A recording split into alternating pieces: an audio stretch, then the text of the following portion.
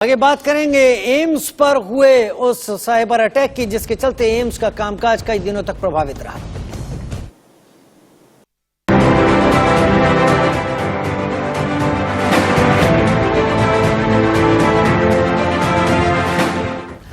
तो बड़ी खबर के साथ शुरुआत कर लेते हैं। एम्स सर्वर हैकिंग मामले में बड़ा खुलासा सामने आ रहा है। बड़ा खुलासा, एम्स सर्वर की हैकिंग, इसमें चीन पर शक जा रहा है। आईएफएसओ सूत्रों के मुताबिक हैकिंग के दौरान पर्सनल डेटा भी लीक हुआ है। एम्स सर्वर हैकिंग मामले में बड़ा खुलासा, एम्स के 5 प्रमुख सर्वर हैक किए गए। एम्स सर्वर की हैकिंग पर चीन पर शक जा रहा है। चीन के हैकर्स की ये कारस्तानी है। आईएफएसओ सूत्रों के मुताबिक ये जानकारी निकलकर सामने आ रही है। चीन इसके पीछे जिम्मेदार हो सकता है। एम्स सर्वर हैकिंग का मामला, हैकिंग के दौरान लोगों का पर्सनल डेटा भी लीक हुआ है।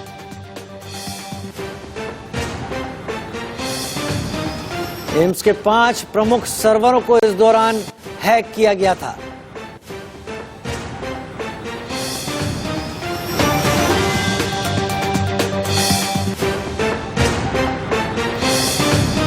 और अगली बड़ी खबर, एम्स सर्वर हैकिंग मामले से जुड़ी हुई चीन के हैकर्स के शामिल होने का शक पूरी तरीके से जताया जा रहा है।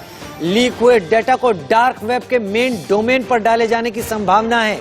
हैकर्स का मुख्य उद्देश्य पैसों की वसूली था। हैकर्स का मुख्य उद्देश्य पैसों की वसूली था। इस सारे डेटा को डार्क वेब पर डाले जाने की संभावना।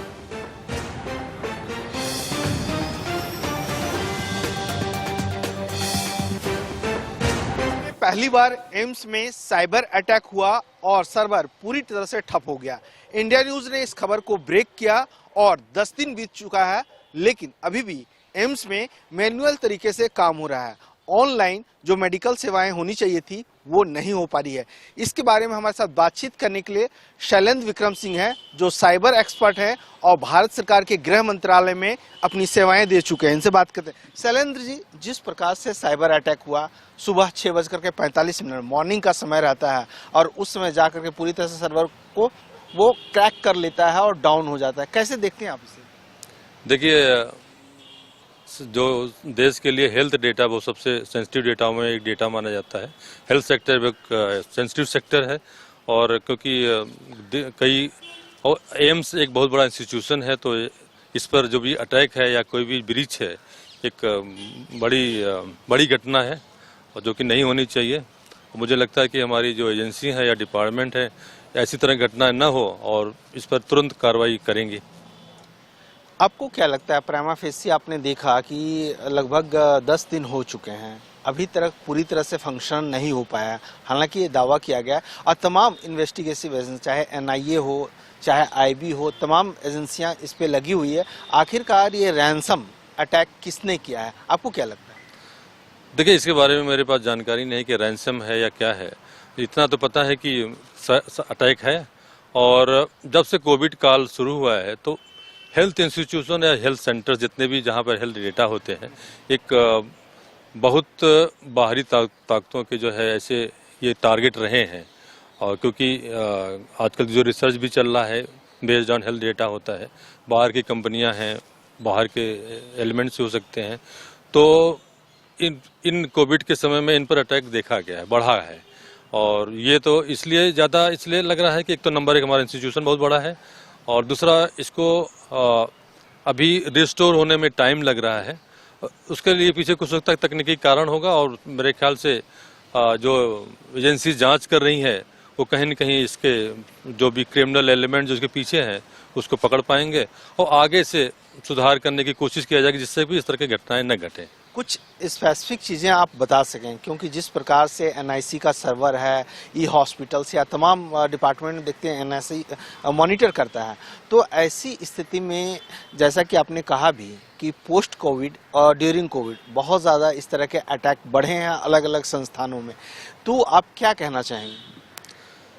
नेचुरली वही है कि इस पर जब से अटैक बढ़े हैं तो इस पर जो है कदम भी हमारे स्ट्रांग होने चाहिए और इंश्योर करना चाहिए कि कई ऐसे कदम उठाने चाहिए और सरकार शायद उठा भी रही है कि ऐसे सेक्टर्स को, ऐसे इंफ्रास्ट्रक्चर को सेग्रीगेट किया जाए। राकेश सिंह ज्यादा जानकारी के साथ हमारे साथ इस वक्त जुड़ रहे हैं। राकेश, एम्स के ऊपर साइबर अटैक होना और उसके जरिए उसका डेटा डार्क वेब पर रिलीज कर देना एक तरीके का बड़ा थ्रेट है। चीन की तरफ से शक जताया जा रहा है और क्या कुछ जानकारी निकलकर सामने आ रही, क्योंकि सरकार संवेदनशील है, एनआईए तक की बात हो रही है इसमें। देखिए, सूत्रों की माने राजीव, तो ये सर्वर पर जो अटैक हुआ है ये कोई जो अटैक नहीं है, बल्कि ये पूरी तौर पर वार है।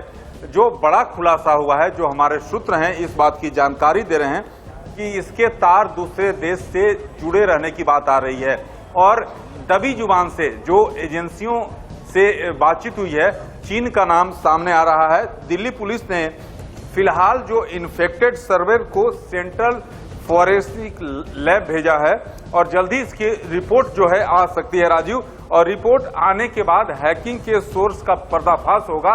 लेकिन सबसे बड़ी चिंता यही है कि जिस तरह से एम्स अभी तक जो है, अगर बात करें कि ये मामला 10 से 11 दिन हो गया है और 23 नवंबर की सुबह 7 बजे डाउन हुआ था सर्वर, उसके बाद अभी मैनुअली चल रहा है। तो एक बड़ी चिंता है और जिस तरह से जो बातें सामने आ रही, क्योंकि एम्स जैसे संस्थान जहां पर वीवीआईपी के जो हेल्थ से जुड़े हुए डेटा रहते हैं, तो ऐसे में अगर ये साइबर अटैक, मैं नहीं कहूंगा साइबर वार जो छेड़ा गया है, एक बड़ी चुनौती है। इसमें कई एजेंसियां लगातार काम कर रही हैं, एनआईए के साथ साथ आईबी, साथ ही साथ दिल्ली पुलिस की स्पेशल जो यूनिट है वो इस पर काम कर रही है। तो तमाम एजेंसियां काम कर रही हैं और जल्दी इसको डिकोड किया जाएगा। लेकिन जिस तरह से इसको अंजाम दिया गया है, ये न केवल आंतरिक सुरक्षा के लिए खतरा है, बल्कि ये जो है बड़ी एक साजिश है।